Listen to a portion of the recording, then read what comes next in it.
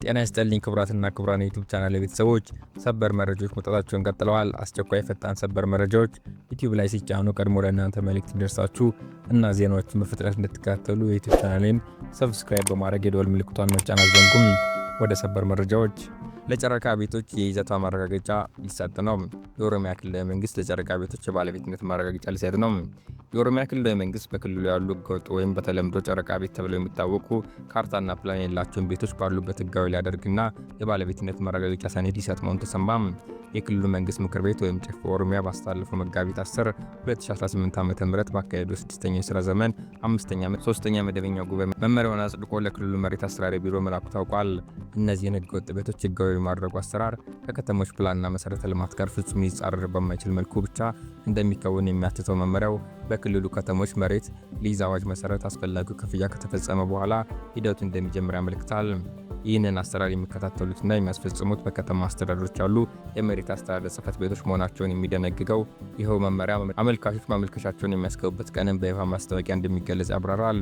የከተማ መሬት አስተዳደር ጽሕፈት ቤቶች በማመልከቻው መሰረት ያዋቀሯቸው ባለሙያዎች ወደ ስፍራው በመላክ ቤቱ ያለበት ቦታ ከከተማ ፕላን ጋር የሚጣጣም መሆኑ ከተጣራ በኋላ ቤቱን ህጋዊ ማድረግና የባለቤትነት ማረጋገጫ የምስክር ወረቀት መስጠት ሂደቱ እንደሚጀምር መመሪያው ያዛል። ህጋዊ የሚደረገው የመኖሪያ ቤት ቦታ በካሬ ሜትር ተለክቶ ከከተማው የመሬት ሽንሻና ደረጃ ወይም ስታንዳርድ የሚተርፍ ከሆነ መሬቱ ወደ መሬት ባንክ ተመላሽ እንደሚደረግ መመሪያው አትቷል። እነዚህ ህገወጥ ቤቶች ህጋዊ የማድረግ ስራ ሸገር፣ አዳማ፣ ቢሾፍቱ ከተሞች አያካትትም። ክፍያውን በተመለከተ በሊዝ ስርዓት በሚተዳደሩ ከተሞች በከተማ መሬት ደረጃ መሰረት የከተማ መሬት ሊዝ አዋጅ ከጸደቀበት ከጥር 24 2005 ዓ.ም ጀምሮ ያለው የሊዝ ውዝፍ ክፍያ እንዲሁም የጣሪያና ግድግዳ ግብር ክፍያ አመልካች መክፈል የሚኖርበት መመሪያው ይደነግጋል።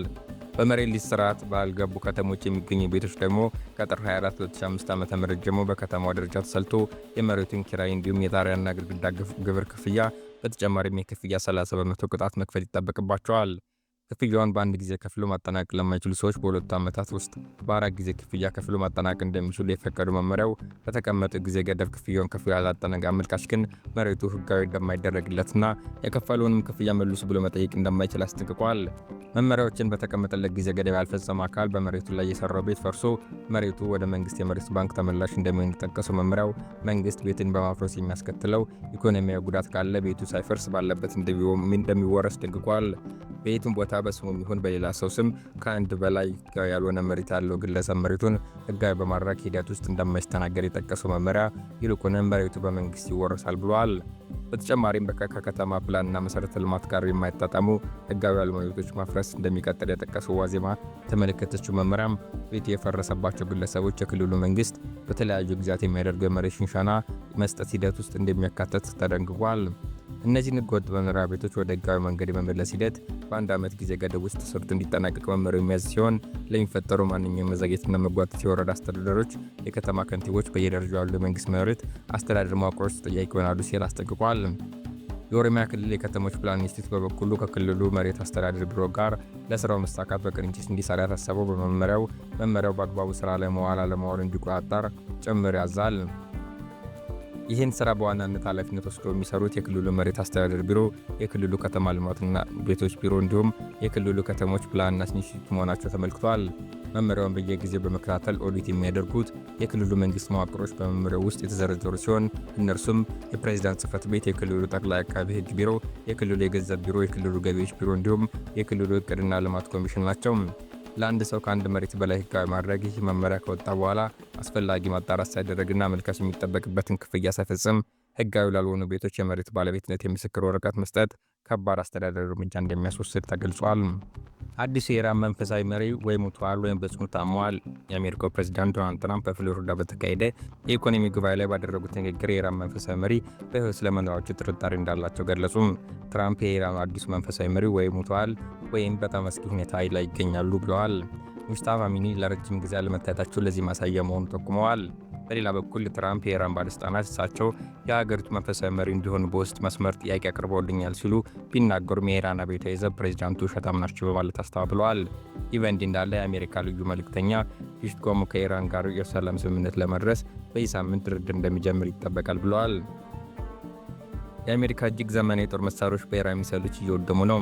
ባለፉት ጥቂት ሳምንታት በአሜሪካና በኢራን መካከል የተቀሰቀሰው ጦርነት ለአሜሪካ መከላከያ ሚኒስቴር እጅግ አስደንጋጭ የገንዘብ ቁሳቁስ ኪሳራ እያስከተለ መሆኑ ተሰምቷል። የዎል ስትሪት ጆርናል ባወጣው አዲስ መረጃ መሰረት ጦርነቱ በተጀመረ በመጀመሪያዎቹ 3 ሳምንታት ውስጥ ብቻ አሜሪካ 1.4 ቢሊዮን እስከ 2.4 ቢሊዮን ዶላር የሚገመት የጦር መሳሪያ ኪሳራ ደርሶባታል። የከፍተኛ ውድመት የተመዘገበው ኢራን በወሰደችው መጠነ ሰፊ የሚሳኤልና የድሮን ጥቃት መሆኑን የቀድሞ የፔንታጎን ከፍተኛ ባለስልጣን ኤለን ማክስከር አረጋግጠዋል። በአየር ላይ በተሰነዘሩ ጥቃቶች ባልተጠበቁ አደጋዎች ምክንያት የአሜሪካ አየር ኃይል ክፉኛ ተመቷል። በመጋቢት ወር መጀመሪያ ላይ 3 ኤፍ-15 ኢ ተዋጊ ጀቶች በኩዌት አውሮፕላን በስህተት ተመተው የወደቁ ሲሆን በአይነቱ ልዩ የሆነ ኤፍ-35 ብቅ ተዋጊ ጀትም በደረሰበት ጥቃት ምክንያት በአስቸኳይ እንዲያርፍ ተደርጓል። በተጨማሪም የሳውዲ አረቢያ በሚገኘው የጦር ሰፈር ላይ ኢራን በሰነዘረችው የሚሳኤል ጥቃት 5 ግዙፍ የነዳጅ ጫኝ አውሮፕላኖች ጉዳት ደርሶባቸው ለጥገና ተዳርገዋል።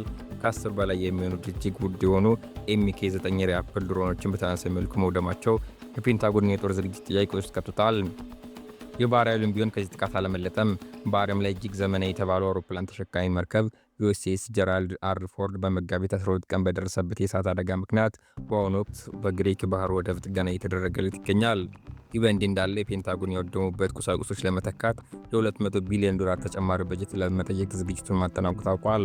ውጥረቱ የጀመረው በየካቲት ወር መጨረሻ አሜሪካና እስራኤል በጋራ በመሆን በኢራን ላይ ጥቃት መክፈታቸው ተከተሉ ሲሆን ኢራንም በሳውዲ አረቢያ፣ ኳታርና ዮርዳኖስ በሚገኙ የአሜሪካ ጦር ሰፈሮች ላይ የአጸፋ እርምጃ አጠናቅቃ ቀጥላለች። እስካሁን በነበረው ግጭት 13 የአሜሪካ ወታደሮች መገደላቸውን 290 የሚሆኑት መቁሰላቸው ተረጋግጠዋል። በኢራን በኩል ደግሞ ከ1340 በላይ ሰዎች መሞታቸው የተዘገበ ሲሆን ቀጠናው አሁንም ከፍተኛ ስጋት ውስጥ ይገኛል።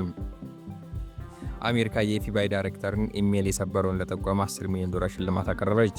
የኢራን ደጋፊ ነው የተባለው ሃንዳል የሀገር ውስጥ ቡድን የኤፍቢአይ ዳይሬክተር ካሽ ፓቲሊን የግል ጂሜል አካውንት በመስበር የግል ፎቶዎቻቸውን ከ300 በላይ ኢሜሎችን ይፋ አድርጓል።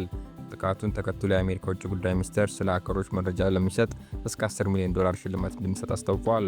ኤፍቢአይ የተሰረቁት መረጃዎች የቆዩ መሆናቸውንና የመንግስት ሚኒስቴር እንዳልተጋለጠ ቢገልጽም ድርጊቱ በሁለቱ ሀገራት መካከል ያለውን የሳይበር ጥቃት አባብሶታል። ሁቲዎች በቀይ ባህር በኩል ኢራን ላይ ጥቃት ከተፈጸመ ጦርነቱን እንደሚቀላቀሉ ዛቱም። በየመን የሚንቀሳቀሱት በኢራን ይደገፋሉ የሚባሉት የሁቲ ኃይሎች በጦርነቱ ተጨማሪ ሀገራት አሜሪካና እስራኤል ጎን ከተሰለፉ ወይም ቀይ ባህር በኢራን ላይ ጥቃት ለመሰንዘር ጥቅም ላይ ከዋለ ወደ ጦርነቱ እንደሚገቡ አስጠንቅቀዋል። ወደ ጦርነቱ በቀጥታ ለመግባት ቃታ ጣታቸው ላይ ነው፣ ቃታውን እንስበዋለን ብለዋል። በየቀኑ 6 ሚሊዮን በርሜል ነዳጅ የሚያልፍበትን የባብ አልመንደብ ሰርጥ የሚቆጣጠሩት ሁቲዎች ይህን የንግድ መስመር ከዘጉት ከዓለም አቀፍ የነዳጅ አቅርቦት 25 በመቶ ሊስተዋጎል እንደሚችል ተሰግቷል። ነዳጅ ብቻ ሳይሆን የበርካታ መሰረታዊ ቁሳቁሶች ግብዓቶች ጉዞ መስተዋጎድ ይገጥማል። የሁቲዎች ዛቻ እስካሁን በቃላት ደረጃ ያለ ቢሆንም ቀድሞውኑ በተፈጠረው ቀውስ ሳቢያ እየተናወጠ ያለው የዓለም ነዳጅ ገበያ ይበልጥ ሊያባብሰውና የዋጋ ንረት ሊያስከትል እንደሚችል የኢኮኖሚ ባለሙያዎች ስጋታቸውን እየገለጹ ይገኛሉ። ሩሲያ ከመጋቢት 23 ጀምሮ ነዳጅ ቤንዚን ኤክስፖርት ታግድ ነው። የሩሲያ መንግስት በመካከለኛው ምስራቅ ባለው ጦርነት ሳቢያ በዓለም አቀፍ የነዳጅ ገበያ ላይ የሚታየውን ዋጋ መለዋወጥ ለመቋቋም ከመጋቢት 23 ቀን 2018 ጀምሮ የቤንዚን የውጭ ኤክስፖርት ለማገድ መወሰኑ ታውቋል። የሀገሪቱ ምክትል ጠቅላይ ሚኒስትር አሌክሳንደር ናቫክ ኢነርጂ ሚኒስትር እገዳው የሚጥል ረቂቅ ውሳኔ እንዲያዘጋጅ ተሰጥቶ ሲሆን እገዳው እስከ ሐምሌ 24 ቀን 2018 ዓ.ም ድረስ እንደሚቆይ የሩሲያ መንግስት የዜና ወኪል ዘግቧል። ሩሲያ ይህን እርምጃ የወሰደችው ሀገር ውስጥ የነዳጅ አቅርቦትን ለማረጋጋትና የዋጋ ንረትን ለመቋጠር ነው ተብሏል። ሩሲያ ባለፈው የፈረንጆች ዓመት ወደ 5 ሚሊዮን ሜትሪክ ቶን የሚጠጋ ቤንዚን ወደ ውጭ ሀገራት ልካለች። አሁን የተጣለው እገዳ በዓለም አቀፍ የነዳጅ ገበያ ላይ የራሱን ተጽዕኖ ሊኖሩ እንደሚችል ይገመታል። በመካከለኛው ምስራቅ ታላቅ ድንጋጤ የፈጠረው የቡሽር ጥቃት በመካከለኛው ምስራቅ እጅግ አሳሳቢና ቀውጢ ተብሎ ሊገለጽ የሚችል ክስተት ተከስቷል። በኢራን የሚገኘው ግዙፍ የቡሽር የኒውክሌር ኃይል ማመንጫ ለሶስተኛ ጊዜ ተከታታይ ጥቃት እንደተፈጸመበት ተረጋግጧል።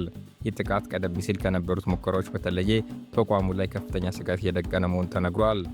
የከፋ አደጋ ስጋት ይህ የኒውክሌር ማመንጫ የሚገኝበት ስትራቴጂካዊ ቦታ በፋርስ ባህረ ሰላጤ ዳርቻ በመሆኑ አደጋው የኢራን ብቻ ሳይሆን የቀጠናው ሀገራት ሁሉ የጋራ ስጋት እንዲሆን አድርጎታል። ባለሙያዎች እንደሚጠቁሙት ተቋሙ ላይ በደረሰው ጉዳት ምክንያት የጨረር ስርጭት ከተከሰተ የሚከተሉት ሀገራት በአንድ ጊዜ ለአደጋ ይጋለጣሉ። ኩዌት፣ ባህሬን፣ ኳታር፣ ሳውዲ አረቢያ፣ የተባበሩት አረብ ኤሚሬትስ። በአሁኑ ሰዓት የአካባቢ ባለስልጣናት ስጋታቸውን በይፋ መግለጽ የጀመሩ ሲሆን ሁኔታው ካልተገታ ወደ ታላቅ የኒውክሌር አደጋ ሊያመራ እንደሚችል እያስጠነቀቁ ይገኛሉ። ሁኔታው እጅግ አሳሳቢ ደረጃ በመድረሱ ዓለም አቀፍ ተቋማት አይናቸውን ወደ ፋርስ ባህረ ሰላጤ አዙረዋል።